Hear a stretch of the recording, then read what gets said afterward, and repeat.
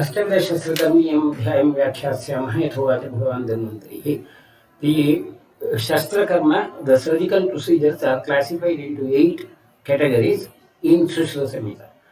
Comparatively, in Charaka, the Shastrakarma are mentioned as 6 types, and those are Patanam, Vedhanam Jaiva, Chedanam, Lepanam Tata, Prachanam, Sivanam Jaiva, Shadvidam Shastrakarma Tata.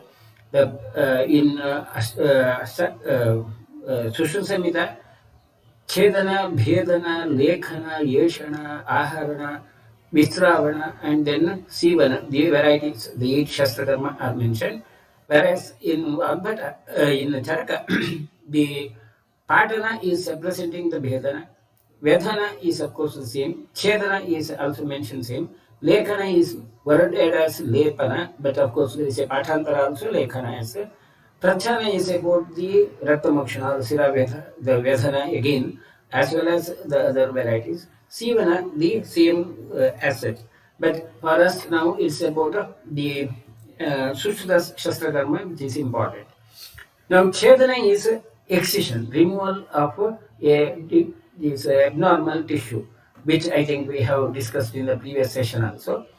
Now, the conditions where Chedana are indicated are Chedyaha, Bhagandara Grantihi, Shleshmikastilakarakah, Vranavatma, Arbudani, Arshaha, Chalmakilo, Asthimamsadam, Shalyam, Jasmanihi, Mamsasangataha, Dalashindika, Snai Mamsasirakotha, Valmikam Shataponatha, Adhushascha, Upadamshascha, Mamsagandhi, Adhimamsakaha. These are just examples of the list of diseases where Chedana Shastrakarma is indicated or excision is indicated. In general, indications for the Chedana or excision would be apakeshu to rogeshu, in any of the diseases where the pathology is irreversible or it doesn't just end up in suppuration. That's non-inflammatory swellings. Katineshu stireshu ja, if there is the swelling is presented as a firm and fixed swelling, which again is a characteristic feature of neoplastic swellings. So, in pathologies which are irreversible and those like in neoplastic conditions, Snai kotha tissue, the dead tissues, the necrosis of the tissue, that's again a irreversible pathology. So, according to Sushruta, Chedana or excision is indicated in those conditions where the pathology is irreversible. Now, the conditions mentioned like Bhagandara, Granthi, Tilakaraka. Now, in these conditions again, it depends upon a specific stage of the disease. In Bhagandara, in a specific disease stage, like in Vatana Bhagandara, the lesions have to be excised. But it's not that in every Bhagandara case you need to have an excision. Or Granthi also, in the Granthi Chikitsa, you will come across these issues. In the initial stages, it has to be the Raktamakshana, which has to be Visravana, which has to be done. Only in the later stages, when it becomes Pakwa, it has to be excised. As in Pakwa Granthi, some Vataja or Pittaja Granthi, the drainage is required. Kapaja Granthi is the excision. So, when it is mentioned like a disease is a Chetyavyadi, it doesn't mean that every disease every patient presenting with this disease should undergo the surgery. It's about a specific stage in which that kind of a treatment or surgical intervention is needed. Whereas in the earlier stages or other stages of the similar disease, you have other options of the treatment. It could be initially the medical treatment, or it could be the other surgical treatment where there is no need to remove the tissue. So, removal of the tissue is the last choice in such conditions. We will go into each of these individual conditions somewhat in detail in due course of time. Now, Chedana or amputation, when you do the Chedana, the important is the instruments, the procedure of Chedana is involving with sharpest forms of the instruments like Mandalagra as a sharp instrument and the instruments like Karapatra, the saw like instrument where you can cut the tissue. Or it could be like Vruddhipatra, Nakashastra, Mutika, Utpalapatra, Sarani. Those two instruments which have a sharp edge, they are used for Chedana. And the definition of the Chedana is in context of the Chinna you will come across that definition. If there is a separation of the tissue due to your sharp penetration, and the penetration could be either oblique or horizontal or vertical. Tirastinum rujuvapi yornascha ayatobheta gatrasya patranam, which results in patana or separation of a part of the tissue that's considered as a chinnavrana. So a chedana is to for the chinnavrana. So we can conclude that chedana is for the excision. Now, as I said about the in individual disease conditions, only in certain specific disease conditions, Chedana is indicated. In case of the Bhagandara, Parisravi Bhagandara, that's the Kapaja Bhagandara, उत्कृत्य आश्रव मार्गांस्तु परिश्रावणी बुद्धिमान क्षारेण आश्रावतिम दहेर हुतवेहेन वा. Sushruta gives you the option of the excision of fistulectomy procedures in those conditions where the fibrosis is more and the discharges are comparatively lesser and there is a induration. In that condition, either it has to be excision or you have an option of Kshara application or Agni Karma. So that's the point. The point is when a Bhagandara is considered as Chedya Vyadhi, it doesn't mean that every patient of Bhagandara should be subjected to the Chedana Shastrakarma. It's about that specific individual status which is the indication for the procedure. But ultimately, the last choice would be the Chedana. Similarly, with the Granthi, Amarmajatam Shamaprayantam Apopameva Abharedvidaya Dahe Stite Aswaji Siddhakarma Sadyakshatam Te Vidim Vidadyata, a Granthi which doesn't get separated, or if it's located in a area which is not marma, where surgical handling is possible, even before it becomes pakwa, you can excise. It's only that option. You have the other options like Raktamokshana in the initial stages. We'll come to that later when we go into the other surgical procedures. Similarly, Jatumani or Tilakalaka, Jatumani Samskritya Mashakam Tilakalakam, Ksharena Prasahityukya Vanya Vashaneshani. So, either excision of the Jatumani, keloids or warts or the hematomas or any of these melanomas, the lesions which are located in the body, which are suggestive of neoplastic conditions, and there is no suppuration, non-inflammatory swellings. Either they have to be excised or after the excision they may have to be subjected to Agni Karma or even otherwise. Many of them can be managed with Agni Karma. That depends upon the size and then the other complications which are presented. Then with the Shalya, that's the next indication. If there is a arrow, now we will discuss more about that when we go into the Shalya Apananiya chair in the next coming sessions. But if there is an arrow or any other foreign body which has protruded through the body and then removal of that protruded portion would produce more tissue injury, you may remove that portion, that extended protruded portion of the arrow or any of that foreign body and then pull out. So this is one of the techniques of changing the shape of the foreign body which has got in. In that condition, uttumitam chitva nirghate chedaniya mukham. If there is a arrow which has protruded through and then has gone out, gone to the other side of the body, when you pull out that arrow, if there is a possibility of more injury, that extended portion of that arrow has to be cut off. So the total target is to minimize the tissue injury. That's the idea of chedana in case of a shalya, a foreign body. It's not the chedana of a body portion, it's the excision of the shalya which has got extended, but still it's included in the chedana shastrakarma. This way, if we go into all the indications, it is the same. In the contemporary surgery too, excision is one of the most important procedure of the surgical conditions. And the indications for the excision are irreversible pathologies. That's exactly the same as what Sushra has said. Irreversible pathologies where you cannot reverse the lesion, as in case of the neoplastic conditions or in case of the necrosis of the tissue. Necrosis of the tissue and the neoplastic conditions are primarily irreversible conditions. In addition to these, now you have a few more indications. The dispensable organs and prophylactic resections. These are the two indications. Dispensable organs in the sense, if organ removal of an organ doesn't produce a significant problem or residual problem to the patient or the defects produced due to that removal of the organ is not significant, then that can be removed. Like in case of appendicitis. Appendicitis is an inflammatory pathology and it is not irreversible. It is reversible. But still, appendixectomy is one of the most common type of surgery being done because removal of the appendix doesn't produce significant harm as such. So, because that what organ is dispensable, it can be removed. Now, if you go into the history of contemporary surgery, the cholecystectomy history is very interesting. Up to about the late 19th century, gallbladder was considered as a indispensable organ. Gallbladder was considered as a very vital organ.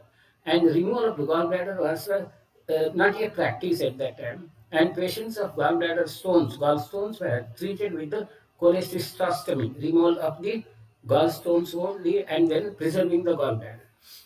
But what happened is Rutherford, one of the American surgeon, he accidentally, somehow, technically, there was a technical error, and accidentally he removed the gallbladder of a patient accidentally, and he was nervous, like what would happen to the patient in the post-operative period. But interestingly, that patient recovered very well without any complications, and during the follow-up also the patient didn't have any complications, and then that led to him to consider that gallbladder is dispensable, and at that time, against the ethics of surgery of that period, he did remove the gallbladder of a few of the patients without mentioning that, and maintained that record. And when he presented that data of the gallbladder removal, the whole medical world had just attacked him, and virtually he was excommunicated. But later on, again, there was a revision of that data, and then the people accepted it. And now, from 1920 onwards, cholecystectomy has become a normal surgery, usual surgical technique, and cholecystostomy has become obsolete. So this is about the dispensability of the organ. Sushruta has not considered this view. In Sushruta, no organ of the body would be considered as a dispensable, and it's only in those conditions where there is no other option that organ has to be removed. Then comes the prophylactic removal of an organ before the disease has occurred so that the disease doesn't occur. I'll come to that part bit more later. Later on, I'll come to that part. Now, when it is the excision, now in the contemporary practice, in the surgical practice, excision could be either a simple excision or marginal excision, where the lesion is removed exactly at the margin as such, or it could be intralesional, a part of the tissue lesion could be removed, and part of the tissue may be left over. So, or it could be wide excision where it could be beyond that area of the involvement. Along with that area, a small area of normal tissue also is removed, or it could be radical excision where the same organ, the whole organ which is involving, would be removed. This depends upon the possibility of the disease extending or recurring later. A highly malignant lesion like osteosarcoma, it's preferred that it's a radical excision which is usually preferred because there is a high chance of recurrence. A moderately malignant lesions like carcinomas, it's the wide excision which is preferred. A benign lesion, it's the marginal excision is preferred. If there is an inoperable condition and it is a debulking, the size of the lesion has to be reduced, and then you try to follow up with the other treatment, supportive treatment, where the condition is inoperable. Then intralesional excisions, like part of the lesion is removed so that the impact on the body is reduced. Then whatever is left over, that can be managed with the other supportive therapy. So this way, the excision procedures could be of different degrees, different approaches, depending upon the type of the lesion. And these kinds of the notions also were known in Sushruta. Sushruta has described these aspects of the excision in different contexts. When it comes to the context of Arbuda, Sushruta has specifically mentioned about the radical excision where the arbuda has to be removed completely, and if even a small piece of that is left over, it can recur. Sashesha doshani hi yu arbudani karoti tasyashu punarbhavanti tasmat asheshani samuddharetu hanyuhu sasheshani yatha hi vannihi. So even if a small piece of that or a small cell of that arbuda is left over, it can result in recurrence. So that idea of radical excision is not absolutely new. It was known in Sushruta, but this is not explained in the same chapter as that of the Chedan Shastrakarma, but we will come across this description in the different contexts as such. Debulking resection and follow-up of the adjuvant therapies.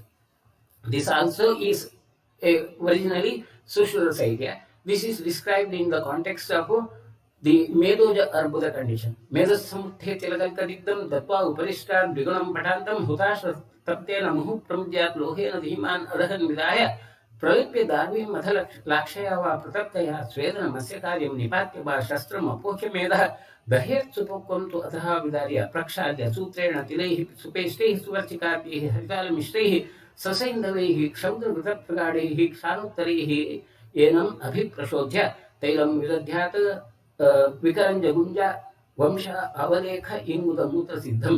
In case of Medoja, because the size could be quite huge and a complete removal can be harmful to life, can be fatal. Sushruta suggests a part of that could be removed and whatever is left over can be managed with the other medications like Thaila, Kshara or so on. Or it could be the other way, a partial excision with the other way also, like if there is a huge bulk condition, in that condition you may induce the maggots. That induction of the maggots to have a debulking is a unique idea of Sushruta. And after the maggots have removed a huge portion of that, later on you may go for the surgical excision. So in case of again Medoja Granthi, again the same is mentioned, like लेपं विदध्य अत्र क्रमेयो यथा अत्र मूर्च्छन्ति मुच्यन्ति अथवा मक्षिकाश्च अल्पावशिष्टे cream भक्षिते तो लिखेत ततो अग्निं विदधित पश्चात्.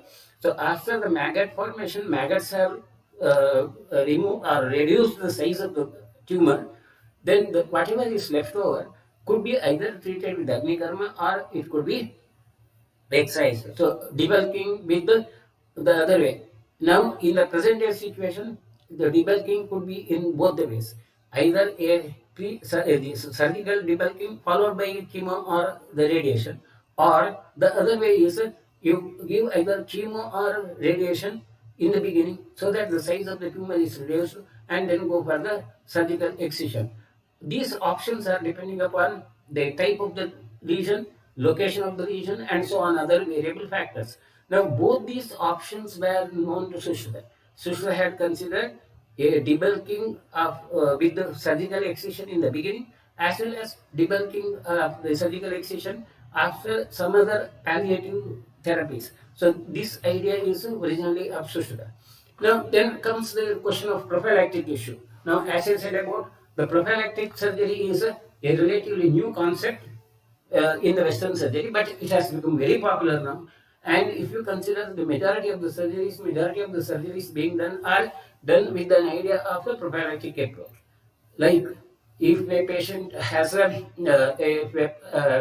these females in USA, more than 40% of the females in USA at the age of 40 have got their uterus removed with an idea of possibility of reducing the malignancy of the uterus, because after the age of 40 uterus has no utility. In the a few years earlier, in the almost late 20th century, the fad of mastectomy, removal of the breast tissue, also was quite significant. So on. So that idea is because you have a uterus, there is a possibility of malignancy of the uterus, you remove it. Or because there is a breast tissue, you remove it so that the malignancy doesn't occur. But this kind of a logic has a severe limitation. It can go to the extent of because you have a headache, you can remove the head and then you will not have the headache. But that kind of a logic is not really practically possible. Of course, still, if you look at the total statistic of the surgeries being done now, a large number of the surgeries being done are with a prophylactic view only. But of course, there is a statistics supporting this, so I will not go into that part. But there is a very interesting historical issue. Historical issue is in German marines during 1898 to 1902, during that period, there was an order that every person, military person joining the marines has to undergo appendicectomy, whether the person had appendicitis or not. Appendectomy was done with an idea of avoiding the absence of the people in the military due to the appendicitis. Incidence of appendicitis was quite significant at that time, and absence due to that was the reason. And for about 4 years, 1989 to 1902, this practice was there. And then, as they followed it up, they found that the total absence period of the military persons didn't get reduced due to the appendectomy. Rather, it had increased due to some other reasons, and hence that order was withdrawn. So, prophylactic surgery, whether it is really useful or not, is really the question mark. And Sushruta and Ayurvedic surgeons would not prefer that prophylactic surgery as a issue. This is a point which we have discussed in the previous session also. The surgical conservatism. Conservatism is the basic identity of Ayurvedic surgery, and this is the point of debate. Okay, we'll stop at that part now, and whenever there is more opportunity, we'll discuss those issues. Then the next surgical procedure is the Bhedana. Bhedana is a incision and drainage. And Sushruta has described the indications for the Bhedana. The Bhedya Vyadhis are Bhedyaha Vidradhayo Anyatra Sarvajat Granthayastraya. The Vidradhi, other than that of the Tridoshaja Vidradhi. Because Tridoshaja Vidradhi is considered as Asadhya, it's not to be treated with the Bhedana. But if you look at the Visravana, indications of the Visravana, again Vidradhi is indicated, but that's about the different stages. Vidradhi in the initial stages, in the Amavastha, it has to be treated with the Visravana so that it doesn't reach to the Pakvavastha. So if at all it reaches the Pakvavastha, then the Bhedana is the option of the treatment. Similarly with the Granthi. Now Granthi, it could be either excise, Chedana, or it could be the Bhedana, or it could be the Visravana. You have multiple choices of the treatment, and that's the same point, like it all depends upon the stage of the disease. That it's not that every patient coming to you, it has to be incised, it has to be, you have to have a clinical assessment, only at that specific stage that surgical procedure is indicated. And the other indications are agitoya visarpas, or something like cellulitis, bruddhayaha, the scrotal swellings, Savidarika. Vidarika is the axillary lymphadenitis. Prameha pedakaha. Prameha pedaka, the diabetic carbuncles or so on. Shofaha, in general, the inflammatory swelling, Branashofa. Stanaroga, breast abscess. Avamantakaha, eye diseases. Kumbhika, Anushayi. These are also is the Vranas, which we have discussed in the Dushta Vrana, where there is accumulation, a deep-seated accumulation of the pus acid. Nadi Brana, where there is a sinus tract. Vrunda, Pushkarika, allergy, these are all the diseases related to the throat and the teeth, gums. Prashak Kshudrarogas, majority of the Kshudrarogas, they are of inflammatory origin, and hence they require the separate this drainage treatment. Any of those disease conditions which results in the pus formation, the indication is Bhedana. Puputau, Taladuntayo, Tunigeri, Gidayusha, these are all the diseases of the throat. Bastisada Ashmari Hetoho, in case of the bladder, if there is a stone, vesical calculus, the basti is also subjected to surgery, though basti is considered as a Sadhya Pranahara.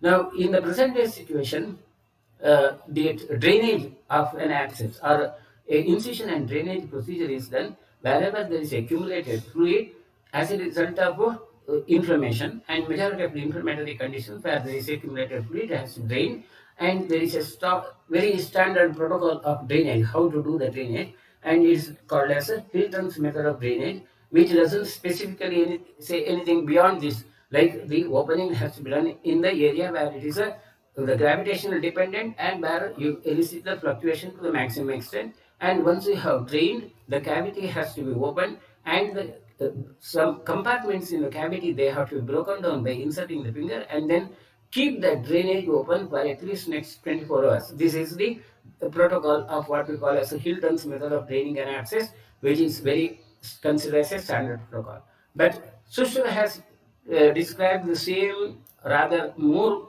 practically in terms of yato gatim vidya utsango yatra yatra cha tatra travanam kuryat yatha dosho nadishtati. You have to make an incision where the location of that the fluctuation is elicited to the maximum, and it has to be ensured that The pus doesn't remain inside by keeping a drain open as such. That's about the bhedana. Similarly, the next is the lekhana. Lekhana is a removal of the curative. And curative, you use different instruments. Those instruments which are used for lekhana and so on, we have already discussed in the previous session, so I will not go into that part now. The indications for the lekhana are lekhya chadasro rohinyah kilasam upajihvika medojo dantavedarbha granthir vartnajihvika ashransi mandalam mamsakandi mamsannatistatha. Rohini, Kantarohini is the diphtheria-like conditions. In the diphtheria, there will be a false membrane, a pseudomembrane, which blocks the respiratory tract in the throat. So trachea tends to get obstructed. And Sushruta had suggested the removal of that tissue so that the trachea gets reopened. But I would not suggest same in a patient of diphtheria, because chances of getting a diphtheria now is lesser, because it's almost now, because of the immunization, incidence of diphtheria has become almost nil. Still, it is not declared that we are diphtheria free. But anyway, by chance, if at all get a patient of diphtheria, now with the current knowledge, it's better not to handle that pseudomembrane. Instead, that respiratory obstruction can be managed with the tracheostomy, because handling of that pseudomembrane can increase the chance of toxemia. Anyway, during Sushruta's period, this kind of idea of tracheostomy was not in vogue, and hence, as a life-saving measure, Sushruta had handled the pseudomembrane and opening. So, logically, it looks perfect, but the issue is of the possibility of a toxemia developing after the handling of the pseudomembrane, and because you have a better, safer option now, which is established, like the tracheostomy, is the current treatment. Then similarly, the lekhana, the curating is done in case of the skin disorders to identify the pathology. So in the present day situation, curating is done either to treat or for diagnostic. The diagnostic purpose, a small piece of the tissue is removed and then it's subjected to the test. And in case of the skin diseases, it's a very common practice. So kilasa is that kind of a skin diseases like, or it could be upajishvika, the throat, pharyngitis like conditions. Dantavedarbha, Medodha Dantavedarbha, where there is a hypertrophy of the gums and then gums would be covered up. Even now, the treatment would be curated. Hypertrophy of the gums, the treatment is the same now. Virtually, it's curated only.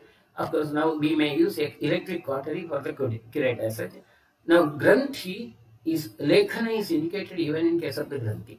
And in case of the Karpaja Granthi, it's indicated, particularly is about the Netra Granthi, Granthi, Vartma Granthi in the Granthi, or and Adihvika, again the woolitis like conditions.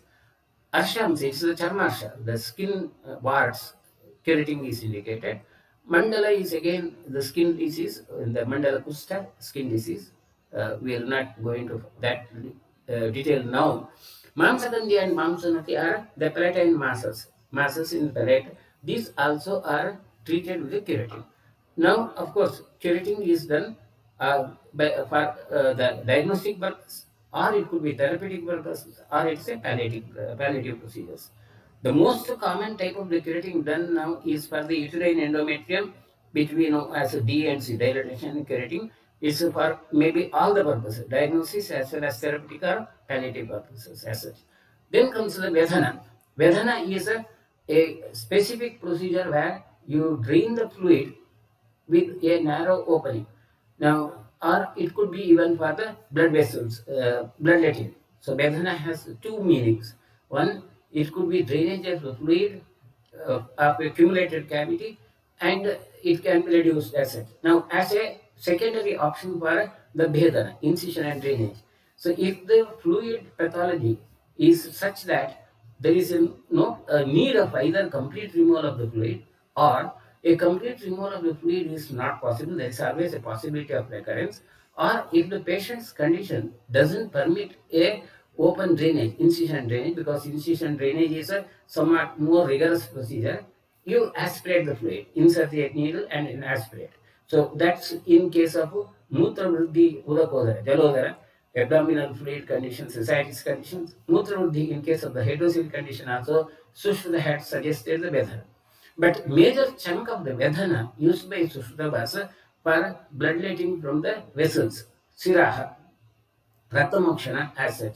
Ratamokshana, the basic principle of Ratamokshana is Avagade Garokasya, Tachanam Pinditaitam, Sira Anga Vyatake Rate, Shunga Alabut Pachistile. In the Ratamokshana, if there is a deep seated localized lesion, then Jaroka is preferred. If there is a indurated lesion, then Tachana, that surgical incision is done. Anga Vyapake, when there is a systemic pathology, Sira Mokshana, Rata Mokshana is the specific indicator.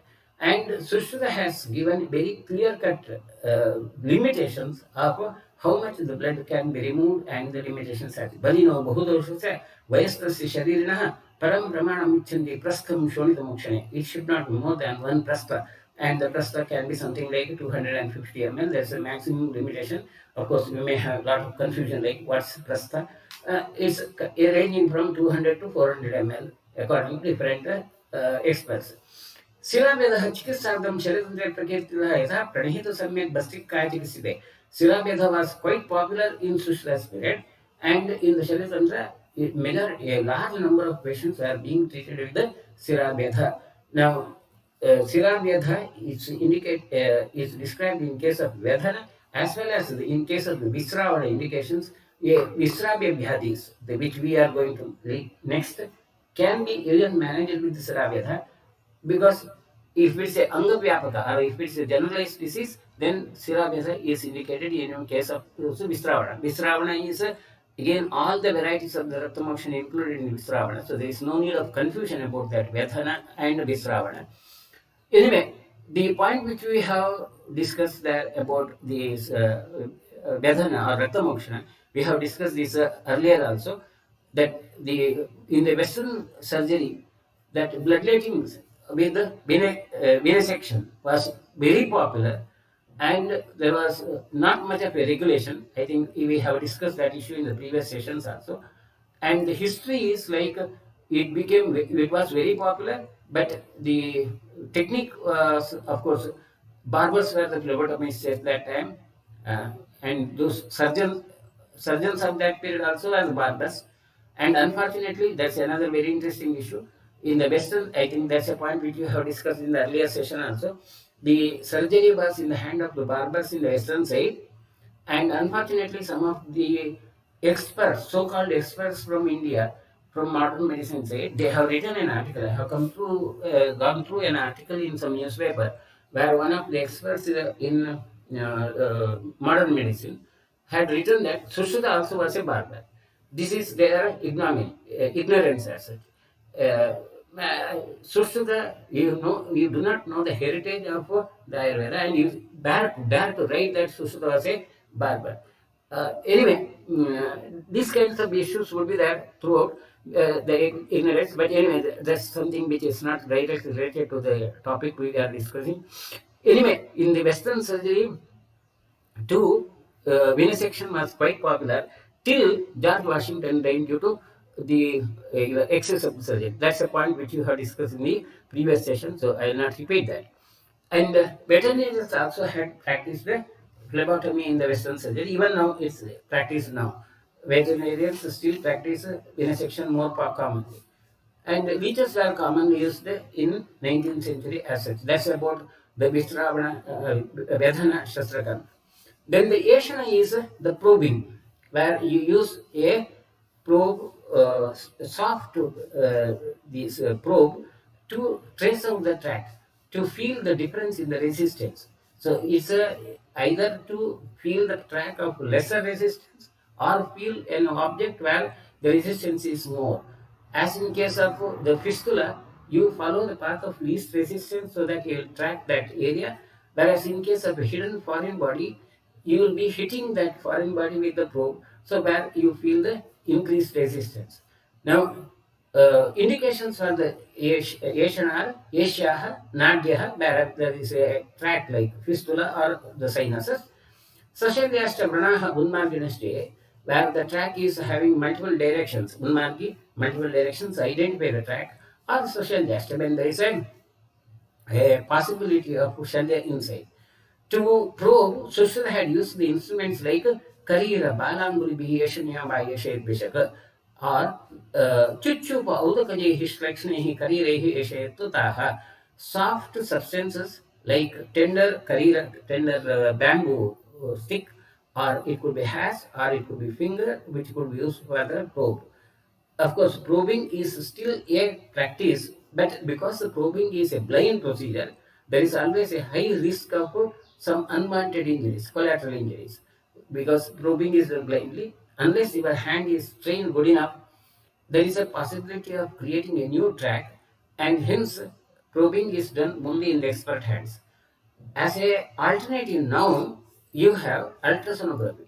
Ultrasonography is a technology where again the difference in the density of the tissue is made out by allowing a ultrasound wave to pass through, and reflected ultrasound wave is received, and this instrument, that component of the instrument where the ultrasound wave is generated, still is named as a probe. So now, in the current practice situation, many of those indications where the probing is mentioned in Sushruta can be managed with the ultrasonography as a choice, where the risk of intervention in the body, risk of unwanted injuries, or risk of sepsis, these can be minimized. Then comes the Aharana Shastrakarma. Aharana, word meaning of Aharana is extraction.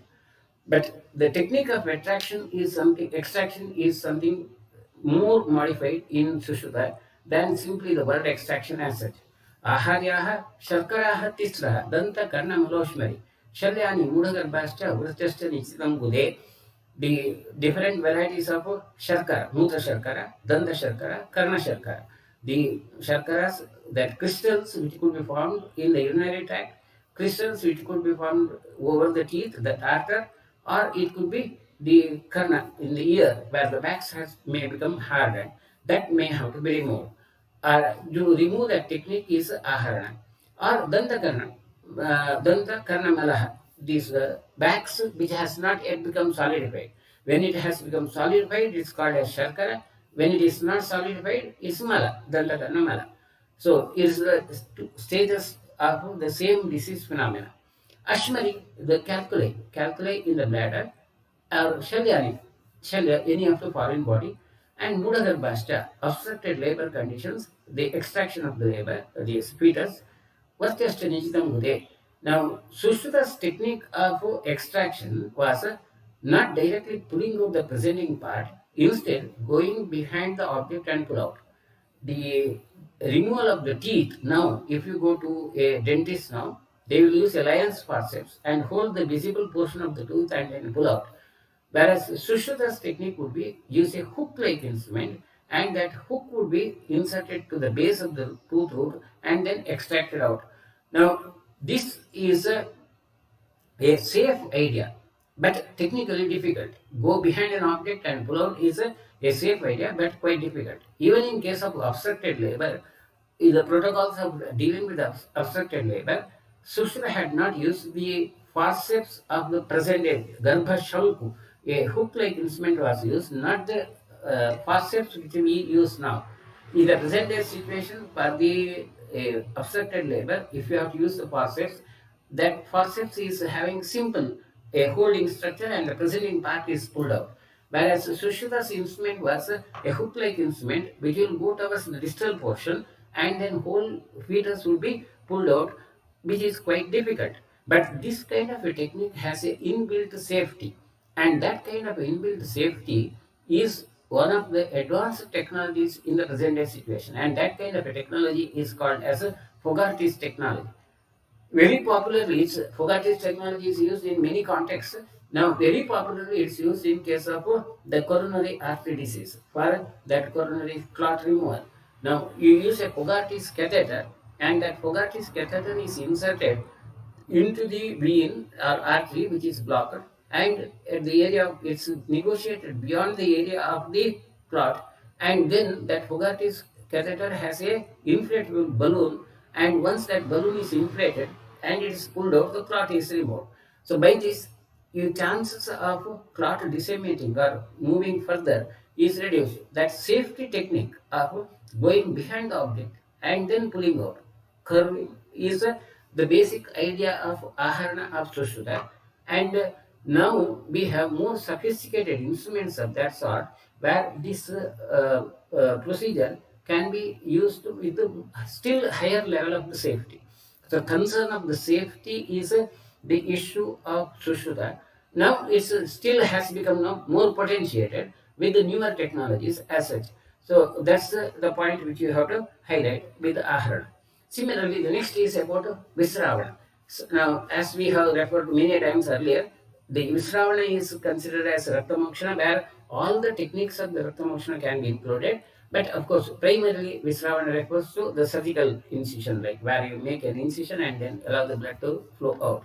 Indications are Sravyaha Vidhaya Panja Bhave Sarvaja Date, Kusthani, Vayu, Saruja Shofaha Este Ekadeshaha, Panyamayaha Sripadani, Vishudustam Jashonidam, Arpudani, Visarpasta, Grantestaditaste, Trayastra Upadam Shahastanaroga, Vidarika, Sushiro Galashalukam Kantaka, Krimirantaka, Dandavestaha, Sopagushaha, Shitardaha, Dantapuputaha, Pittas Kapajastosya, Kshidarogastra Bhuyashaha.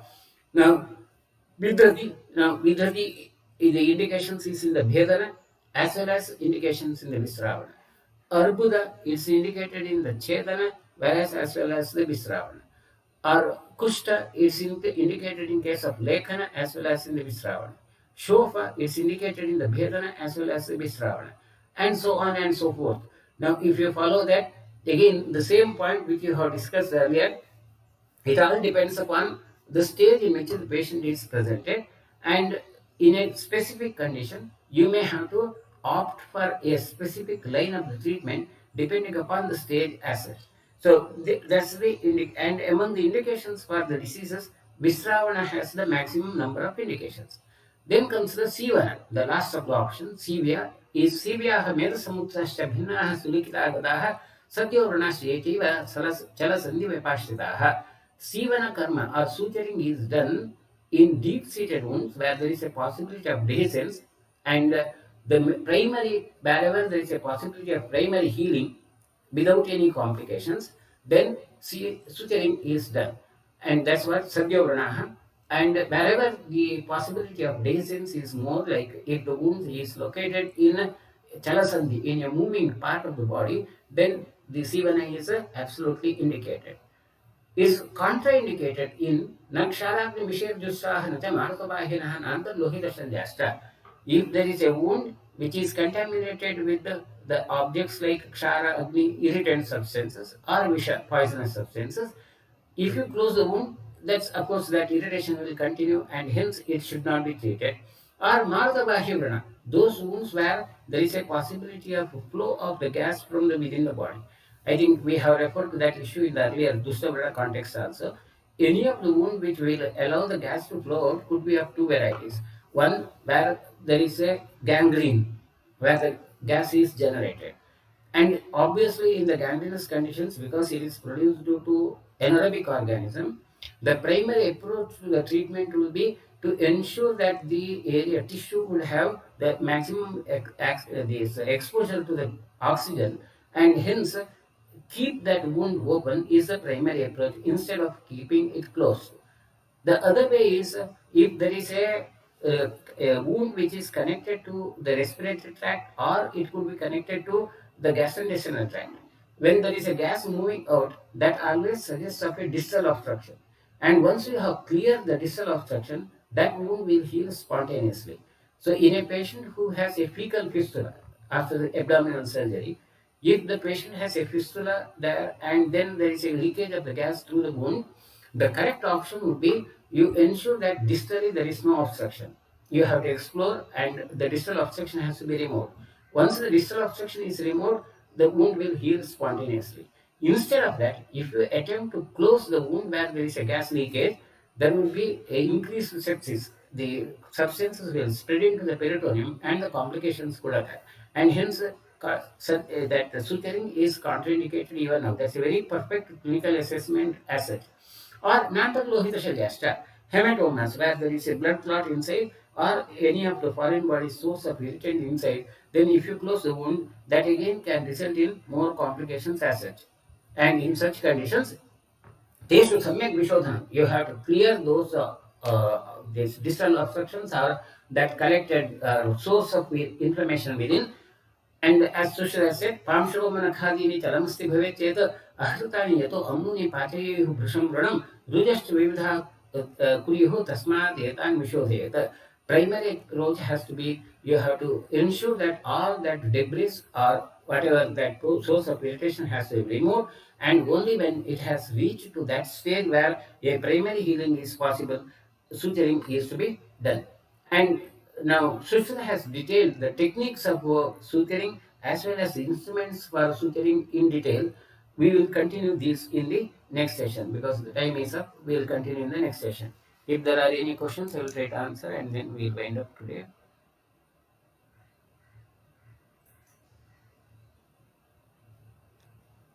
Okay, there are no more questions. So we will wind up today. We will continue the next session with this part.